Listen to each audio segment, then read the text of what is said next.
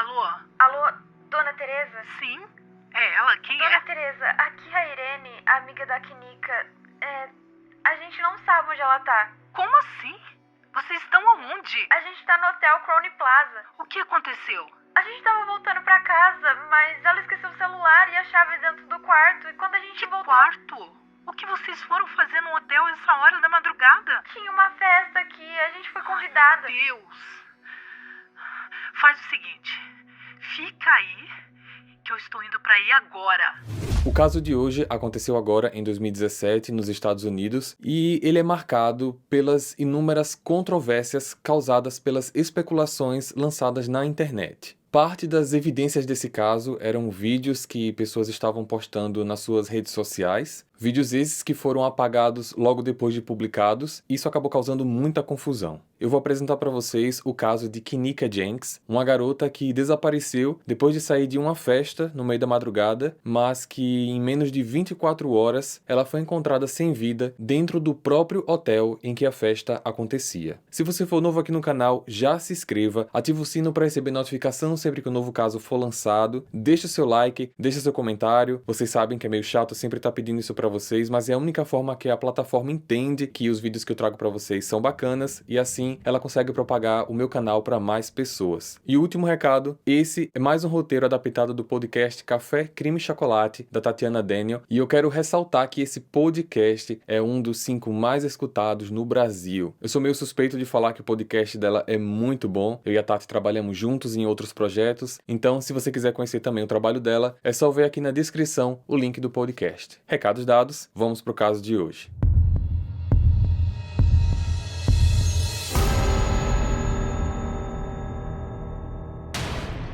Kinika Jenks nasceu no dia 27 de maio e na época que esse fato aconteceu, 2017, ela tinha 19 anos, morava com sua mãe Teresa Martin e mais 2 irmãs, uma mais velha e uma mais nova, em Chicago, Illinois, nos Estados Unidos.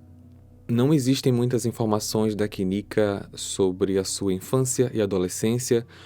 Todo esse caso em todos os lugares focam sempre a partir do dia em que tudo aconteceu. Então, pela primeira vez, infelizmente, eu não consegui trazer um background da vítima. Então, vamos ter que pular direto para o dia em que tudo aconteceu. Numa sexta-feira, dia 8 de setembro de 2017, Kinika pediu o carro da sua mãe emprestado, dizendo que iria a um boliche no shopping, ou talvez no cinema, com 2 amigas, Irene Roberts e Monifa Shelton, para comemorar o seu emprego novo. Ela tinha acabado de conseguir uma posição como auxiliar de recepção em uma casa de repouso e esse trabalho novo começaria na segunda-feira. Só que, na verdade, Kinika e as amigas ainda iriam para uma festa que estava acontecendo em um dos quartos do hotel Crowne Plaza.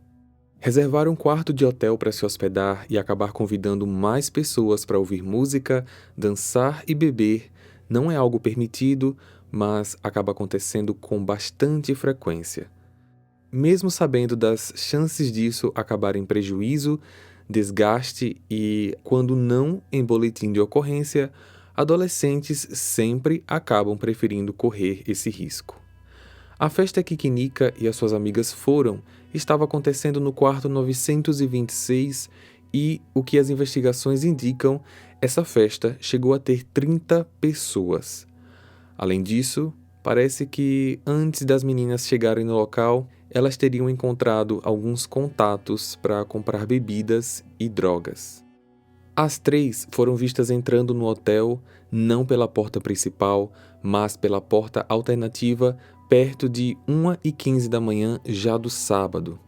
O pouco que se sabe sobre essa festa veio por conta de fotos, vídeos e lives que os próprios jovens que ali estavam postavam em suas redes sociais. Eles estavam com música alta, vários tipos de bebidas e, em algumas imagens, era possível ver o consumo de drogas. Foi também através destes registros que Kinika foi vista dançando, se divertindo e bebendo. Os hóspedes de alguns outros apartamentos começaram a reclamar do barulho, do movimento nos corredores no 9º andar e de um cheiro forte de cigarro. Os ocupantes da festa haviam desativado os detectores de fumaça do quarto. Era nítido que aqueles jovens pareciam não se importar com o perigo. Mais ou menos às 3h10 da manhã, depois de tantas reclamações, parecia que a festa estava chegando ao fim. Kinika, que estava altamente embriagada, junto com suas amigas, resolveram ir embora, mas enquanto esperavam o elevador, Kinika percebeu algo. Amiga, cadê? Cadê o quê? Meu celular, ele tá com você? Não. Será que não tá no quarto? Ai, meu Deus. Acho que caiu. A minha chave também não tá aqui. Eu vou pra casa como? Calma, amiga. Vamos voltar pra pegar. As amigas deixaram Kinika no corredor e voltaram sozinhas para pegar os pertences, pois era nítido que a própria Kinika mal sabia onde as coisas estavam e não iria ajudar em nada lá dentro. E esta foi uma decisão que mudou para sempre a vida da jovem. Ninguém ficou com ela no corredor. Irene e Monifá demoraram mais de 15 minutos para retornar e assim que retornaram, Kinika tinha sumido. As meninas começaram a procurar pela amiga, olharam as escadas, corredores, lobby, área de piscina, academia, salas de convenção, estacionamento, fizeram o que puderam, mas não a encontraram. Chegaram até a retornar ao quarto, que nessa hora já estava praticamente vazio, e sem saberem mais o que fazer, às 4h34 da manhã, elas ligaram para Teresa. Alô, Dona Teresa? Sim? É ela? Quem Dona é? Teresa, aqui é a Irene, amiga da Kinika. A gente não sabe onde ela tá. Como assim? Vocês estão aonde? A gente tá no hotel Crowne Plaza. O que aconteceu? A gente tava voltando pra casa, mas ela esqueceu o celular e a chave dentro do quarto. E quando a gente voltou... Quarto? O que vocês foram fazer no hotel essa hora da madrugada? Tinha uma festa aqui, a gente foi convidada. Deus! Faz o seguinte, fica aí, que eu estou indo pra aí agora.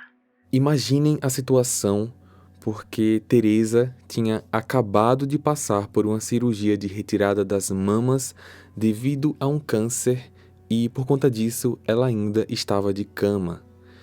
E os registros das mensagens do celular dela mostram que ela estava convalescente e com dor, tanto é que ela havia pedido para Kinika ficar atenta ao celular, pois ela poderia precisar do carro de volta a qualquer momento para ir ao hospital se não passasse bem. Mas, mesmo diante de todo esse cenário, Teresa fez o que a maioria das mães fariam. Puxou de si aquela força inexplicável e partiu em busca da filha, ela mesma como uma guerreira. Chegando no hotel, Teresa, junto com suas outras 2 filhas, pediu para a recepcionista que a deixasse olhar as câmeras de segurança, pois sua filha estava desaparecida e ela estava preocupada com a possibilidade de algum homem tê-la levado ou carregado a jovem para algum quarto. Naquele momento passava tudo na cabeça dela. O hotel se recusou a acessar as câmeras, dizendo que, para tal, precisaria de um boletim de ocorrência. E é por conta de coisas como essas que as redes sociais acabam sendo usadas para atitudes ruins devido à desinformação. Os amigos de Kinika ali mesmo começaram a fazer stories no meio da madrugada, denegrindo a imagem do hotel e dizendo que eles não queriam ajudar a encontrar a jovem desaparecida. O hotel, legalmente, não pode fornecer nem mesmo mostrar imagens das câmeras internas de segurança para os hóspedes, muito menos para quem vem de fora. Essas imagens são de propriedade privada do hotel, que, por sua vez, tem um comprometimento ético de privacidade dos hóspedes. Existe todo um protocolo sério que rege esse assunto, mas, por outro lado, ninguém do hotel teve a sensibilidade nem a empatia de explicar isso a Teresa com mais detalhes. Senhora, se a sua filha está desaparecida, a senhora precisa fazer um boletim de ocorrência. Então a polícia virá ao hotel e poderá ter acesso às imagens das câmeras. Sem a presença deles aqui, eu não posso fazer nada. Me desculpe. Antes que eu prossiga, porque provavelmente alguns podem estar se perguntando, mas para que servem as câmeras então? Bom, além de servir como registro de evidência em uma possível ocorrência como esta, pelo menos um segurança precisa estar sentado na frente desse painel com a miniatura de todas as telas, que no caso desse hotel em específico eram 47 telas, e deve existir também uma equipe na qual, através de rádio, esse segurança pode entrar em contato com algum deles para verificar algo em específico em determinado local. Parece simples, só que naquela noite havia apenas um segurança e esse segurança estava cobrindo outras funções. Até serviço de camareiro ele chegou a fazer naquela noite. Teresa então ligou para o 911, explicou o que estava acontecendo, numa ligação até calma, que durou cerca de 10 minutos, mas, por fim, a polícia acabou orientando que ela aguardasse até as 10 ou 11 horas da manhã e, se a Kinika não aparecesse, que ela fosse pessoalmente na delegacia para fazer um boletim de ocorrência. E o que aconteceu não foi diferente. Sendo assim, Teresa foi até a delegacia naquela manhã e retornou ao hotel um tempo depois, já com policiais. Já era de manhã e 2 investigadores, mais o gerente diurno do hotel, começaram a analisar as imagens, focando nas entradas e saídas, e, a princípio, não encontraram nada. A gente deve considerar que são diversas câmeras que teriam que ser rebobinadas e reassistidas por horas, e isso não é uma coisa rápida de se fazer, até porque a resolução também não é perfeita e cada vez que alguém passasse na tela, eles precisariam parar para analisar, para ver se aquela pessoa era quem eles estavam procurando ou não. E lembrando, eram 47 telas. Enquanto os policiais analisavam as imagens com a gerência do hotel, um grupo de manifestantes formados por familiares e amigos de Kinika se formavam na porta de entrada do local. Eles exigiam uma investigação maior e respostas de onde Kinika poderia estar. Várias lives eram feitas pedindo ajuda às autoridades, incluindo lives que foram feitas pela própria Teresa Martin, onde implorava por atenção ao desaparecimento. As horas se passaram, o gerente noturno assumiu o posto e continuou a analisar as câmeras junto com a polícia. Somente perto das 10 da noite, eles conseguiram a primeira imagem de Kinika, onde ela estaria cambaleando perto da recepção às 3h20 da manhã. A partir daqui, vocês saberão exatamente, passo a passo, do que aconteceu com Kinika Jenks. Às 3h25, ela é vista saindo do elevador no corredor principal do hotel. Visivelmente, ela não estava bem, parece não saber para que direção ir, se desequilibra, mas segue caminhando. 34 segundos depois, ela é vista subindo as escadas do lobby, ainda cambaleando muito, se apoiando para não cair. Por alguns segundos, ela chega a andar inclinada, se apoiando com o ombro e a cabeça contra a parede. Às 3h26, ela aparece na câmera do corredor do primeiro andar. As imagens fazem com que a gente se pergunte como que ela não caiu, pois era possível ver o quanto seu corpo não tinha equilíbrio. Esse corredor em específico parecia interminável. Kinika andava em zigue-zague e parecia nunca chegar ao outro lado. Às 3h27 e 44 segundos, ela entra na parte interna da cozinha do hotel, que pelo horário estava completamente vazia. 30 segundos depois, ela passa pela lateral dos fornos elétricos. Às 3h29, ela é vista saindo da cozinha por um outro corredor, ainda sem equilíbrio. Ela chega a bater no corrimão de uma escada, mas no ato rápido ela consegue se segurar e não cai. Mais uma vez, é possível ver que ela não sabe para onde vai, pois ela vai, volta, chegando até andar um pouco em círculos.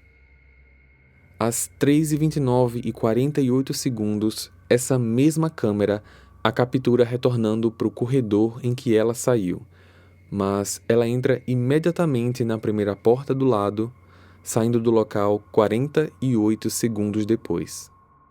Kinika volta para o corredor de onde saiu e 20 segundos depois retorna para a porta da cozinha na qual ela tinha saído minutos antes. Às 3h32 e 42 segundos, ela é vista indo em direção ao fundo da cozinha onde ficam os refrigeradores e freezers. Esta foi a última vez em que Kinika foi vista nas câmeras. Com essa informação, à 00h24 da madrugada já do dia 10, menos de 24 horas depois do desaparecimento, o gerente do hotel foi até a área dos refrigeradores e dentro do freezer, trancada, ele encontrou o corpo de Kinika. Ao ser encontrada, ela estava deitada de bruços, sem um dos tênis, que estava lá dentro mesmo, só que não calçado. Minutos depois, diversos policiais chegaram ao local, foram praticamente 10. O lugar ficou cercado até que os procedimentos legais fossem efetuados. Teresa, do lado de fora, foi informada do fato. Ela pediu para ir até o local e ver a filha da forma, no lugar, do jeito que ela estava, só que ela foi impedida, sendo que a área estava fechada para análise pericial e a entrada de terceiros poderia contaminar a cena. Teresa precisou esperar e essa espera, para ela, foi muito longa. Apesar do freezer estar vazio, pois ele não era utilizado com frequência, o aparelho estava ligado e funcionando. A temperatura do freezer só foi medida após a porta ter sido aberta e naquele momento ela era de 34 graus Fahrenheit, que em Celsius, que é a forma que a gente usa no Brasil, corresponde a 1 grau. O corpo de Kinika só foi retirado do freezer perto das 4h30 da manhã. Depois é possível ver pelas câmeras que às 4h53 ela fica numa maca, lá mesmo dentro da cozinha, esperando a chegada de Teresa, o que aconteceu 14 minutos depois. Teresa e uma de suas filhas chegam ao local para reconhecer o corpo e a cena é de partir o coração. Recém-operada de câncer nas mamas, Teresa não aguenta e desaba a chorar. No dia 27 de outubro, o resultado da necrópsia indicou que a morte de Kinika foi acidental por hipotermia. Nos exames feitos, foram encontrados uma considerável quantidade de álcool em seu sangue e também um medicamento para epilepsia que vem sendo muito utilizado de maneira ilegal como emagrecedor, chamado topiramato. Esse medicamento, segundo o site RX List, pode causar diversas reações quando misturado com álcool. Algumas dessas reações são sonolência, tontura, nervosismo, ataxia, fadiga, distúrbio de fala, alteração do raciocínio, alteração da visão, dificuldade de memorização, confusão mental, problemas de coordenação, desequilíbrio e sintomas psicóticos. Esse medicamento não era prescrito a Kinika e provavelmente ela adquiriu na festa para consumo como uma droga recreativa. O Departamento de Polícia da cidade emitiu um comunicado no mesmo dia dizendo que, embora não houvesse suspeitas de crime, a investigação ainda não havia sido concluída. O hotel Crown Plaza se ofereceu para pagar o funeral de Kinika, que custou cerca de $23 mil, mas a família recusou a oferta. Desde o momento em que o boletim de ocorrência foi feito, em setembro de 2017, até novembro, quando o caso foi fechado, 34 testemunhas foram entrevistadas. Um ativista chamado Andrew Holmes, que se envolveu no caso desde as primeiras horas quando Teresa soltou as lives pedindo ajuda, acabou montando uma página no Facebook onde ele estaria divulgando os fatos e também arrecadando fundos para trazer justiça ao caso. Ele escreveu uma enorme carta pública criticando a investigação e solicitando a intervenção do FBI. Posteriormente, Teresa veio a esclarecer que não tinha nada a ver com esse ativista e que nunca deu a ele autorização para usar o caso da filha para angariar fundos e debater aspectos políticos. Porém, mesmo Teresa tendo se pronunciado nesse ponto, muitos internautas entraram na onda da conspiração criada por Andrew. A carta que ele escreveu foi postada antes da conclusão das investigações. Eu vou apresentar essa carta aqui para vocês, mas vou aproveitar e já ir respondendo cada ponto do Andrew para que a gente possa seguir com a ordem cronológica dos fatos de maneira correta, evitando também causar mais confusão, já que essa carta foi um fato muito importante durante todo o processo do caso, e se eu trazer já as respostas, vocês não vão ficar tão confusos. A carta diz o seguinte: Esta é uma luta por justiça. Lutamos por Kinika e também lutamos por nós mesmos contra um sistema injusto e desleal. Nós temos direitos. Kinika Jenks tem direitos. Infelizmente, nunca saberemos como ela encontrou a morte devido à negligência do Departamento de Polícia de Rosemont. Este contém teorias e acusações selvagens que, sem dúvida, afetaram este caso e merecem ser averiguadas. Em anexado estão inconsistências do caso. Não estou pedindo que investigue adequadamente a morte de Kinika Jenks. Eu estou exigindo. Primeiro, por que a câmera frigorífica estava ligada se a cozinha não era utilizada? A resposta para essa questão é que câmaras frigoríficas, como freezers, não podem passar longos períodos de tempo desligadas. Para quem tem casa de praia, sítio, etc., onde só se frequenta de vez em quando, esses locais costumam ter geladeiras e esses equipamentos nunca podem ser desligados. O máximo que se faz é aumentar um pouco a temperatura para economizar a eletricidade, o que foi feito nesse caso do hotel. Segundo, os depoimentos das amigas de Kinika permaneceram inconsistentes quanto ao que exatamente aconteceu depois da festa. Elas disseram para a mãe de Kinika que elas haviam descido as escadas com ela. Mas, na verdade, elas a deixaram sozinha para ir buscar um celular em um dos quartos do hotel. Certo. Isso aconteceu mesmo. As meninas falaram uma coisa para a mãe naquele começo de tudo, por medo de dizerem que elas a deixaram sozinha. As imagens das câmeras mostram que Kinika andou sozinha por todo o tempo nas dependências do hotel e que, infelizmente, acabou entrando também sozinha no freezer. Esse é um argumento que não muda o fato ocorrido, muito menos acaba sendo possível alterar qualquer investigação nesse ponto do caso.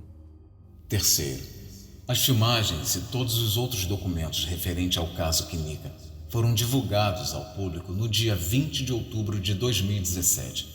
E ao divulgar os documentos, a polícia comprometeu o caso. A autorização da divulgação das imagens, incluindo as imagens contendo o corpo, foram autorizadas pela mãe de Kinika, quem agora representa legalmente a vítima. Quarto, o corpo foi movido antes do médico legista chegar. Sim, infelizmente foi. O funcionário que desceu pegou o celular e tirou uma foto dela deitada de bruços e depois ele a virou para ver se ela estava viva. Ele não deveria ter feito isso, mas fez e isso sim abre uma brecha para alguma falha na investigação. Quinto, a coleta de evidências foi mal conduzida. A polícia contesta esse fato e, enquanto o ativista e a família de Kinika acusam o hotel de ter removido parte das imagens ou até de ter apagado as imagens de alguma possível câmera virada para a porta do freezer, tanto o hotel como a polícia negam a existência de uma câmera instalada no local. Sexto, o assistente legista foi visto em vídeo tirando um objeto não identificado no bolso do seu casaco. Ele então coloca o mesmo objeto debaixo do cobertor, na maca, com o corpo de Kinika Jenks. Esse objeto era um medidor de temperatura utilizado em exames de corpos. Sétimo, A cena do crime não foi selada. A cena foi selada. Tanto é que Teresa só teve acesso a entrar no local depois de 4 horas que Kinika foi encontrada. 8º. Todo o hotel, incluindo o estacionamento e os parâmetros especificados no procedimento policial, deveriam ter sido fechados. Fechar o hotel pode ser um pouco de exagero quando a área em que o corpo foi encontrada foi sim selada. Fechar um hotel inteiro, um shopping inteiro, por exemplo, depende muito do que a polícia vê como necessário. 9º. Há uma substância no estômago dela que parece ser sêmen. Não tem nada disso na necrópsia e o corpo não apresentava qualquer indício de violência sexual. É difícil saber até de onde ele tirou essa suposição, talvez apenas para abrir brechas para mais investigações, mas é pura mentira. 10º. Seu vestuário apresentou sinais de luta. Kinika estava com o sutiã puxado para cima em um dos lados, deixando à mostra um dos seus seios, e sua calça estava desbotada. De acordo com o Jornal de Medicina da Nova Inglaterra, os sintomas de hipotermia dependem da temperatura em que o corpo é exposto. Na hipotermia leve, pode haver de arrepios a confusão mental. Na hipotermia moderada, reações trêmulas e confusão mental aumentam. Já na hipotermia grave, pode haver desnudamento paradoxal, no qual uma pessoa remove sua roupa, bem como um risco de parada cardíaca. Isso ocorre porque o corpo reage com troca de calores e o extremo frio externo causa, em determinado momento, um calor interno imenso. Então, é muito comum que, antes de um colapso final, a pessoa tire a roupa. 11º. Nas filmagens do hotel, Kinika não usava franja em seu cabelo, mas nas fotos do corpo ela estava com franja. O cabelo também estava encharcado. Devido à umidade do cabelo, à espessura e à temperatura do freezer, ele acabou sendo congelado. Sobre a franja, Kinika estava usando peruca naquele dia e a franja estava penteada para os lados durante as filmagens do hotel. Ela provavelmente mexeu no cabelo dentro do freezer. 12º. Não colher o DNA ou outro material biológico de suas unhas para serem testados. Correto. Não colheram mesmo e nunca foi explicado o motivo. 13º. O corpo de Kinika foi listado como congelado, mas não foi dado tempo suficiente para descongelar devidamente para a necrópsia. O corpo nunca esteve congelado. Essa foi uma descrição amadora do funcionário do hotel quando passou um rádio para o policial que estava analisando as câmeras. Ele falou algo do tipo, ela está aqui no freezer, frozen to death, que é algo do tipo, morreu congelada. Mas, como falei, uma descrição amadora de uma pessoa que não tinha conhecimento técnico para diferenciar morte causada por congelamento e morte causada por hipotermia. 14º. A polícia não verificou se as imagens das câmeras foram editadas antes de encerrarem o caso. Isso é muito improvável, tendo em vista que do momento em que o hotel tomou conhecimento do desaparecimento de uma possível hóspede para o tempo em que os policiais chegaram ao local, foi de aproximadamente 6 horas. Eles, por sua vez, passaram praticamente 14 horas para encontrar as primeiras imagens de Kinika, então praticamente impossível que em 6 horas alguém do hotel tenha editado tudo antes da polícia chegar. Bom, no fim de 2017, após o caso ser fechado e rotulado como acidente, um escritório de advocacia de Chicago contatou a família e ofereceu ajuda propondo uma ação contra o hotel e outros envolvidos. Eles exibiram fotos da porta de um freezer, mostrando que havia um botão de trava do lado de fora e sugeriu que alguém poderia ter travado indevidamente a porta do freezer desse hotel. Esse foi um argumento, talvez, para tentar mover uma ação, mas nitidamente desmentida pela própria câmera de segurança do local, que não registrou ninguém além de Kinika andando pela cozinha e, horas depois, o próprio funcionário do hotel chegando para verificar o que tinha acontecido. Posteriormente também foi visto que o freezer que eles tinham a foto apresentada como modelo não era da mesma marca do que o hotel tinha. Os advogados também alegaram que o hotel falhou em procurar direito por Kinika. Se eles tivessem feito isso, eles teriam sido capazes de localizá-la antes que ela viesse a falecer. Eles também afirmaram que o hotel possuía meios de trancar a área da cozinha, pois possuía muitas portas de acesso com cadeado e nenhuma porta estava trancada. Como resultado do incidente, a família alegava ter sofrido uma tremenda dor, sofrimento mental e físico, humilhação e também perda de salários, sendo que eles tiveram que sair do trabalho para acompanhar as investigações do caso. Por estas perdas, os advogados estavam pedindo $50 mil. Eles também postaram uma nota pública. Nós, da PIN Legal Team, temos o orgulho de representar a Sra. Teresa Martin, enquanto ela busca a compensação adequada pela perda da filha e pela dor e sofrimento que sua filha suportou enquanto morria lentamente neste acidente trágico e evitável. Os advogados Jack Beam, Matthew Patterson e Ryan Timoney estão atualmente representando a Sra. Teresa Martin, e também fizemos uma parceria com a Figure Law, uma empresa especializada em danos pessoais com sede em Michigan, para garantir que o processo movido pela Sra. Teresa Martin seja o mais forte e eficaz possível. O velório de Kinika estava lotado, mas boa parte eram estranhos que estavam lá com cartazes pedindo justiça, sendo que esse velório aconteceu 2 dias após a morte e os relatórios das investigações não tinham saído ainda. Hoje, Teresa Martin está completamente curada do câncer e com saúde. A ação movida pela família contra o hotel ainda está em andamento.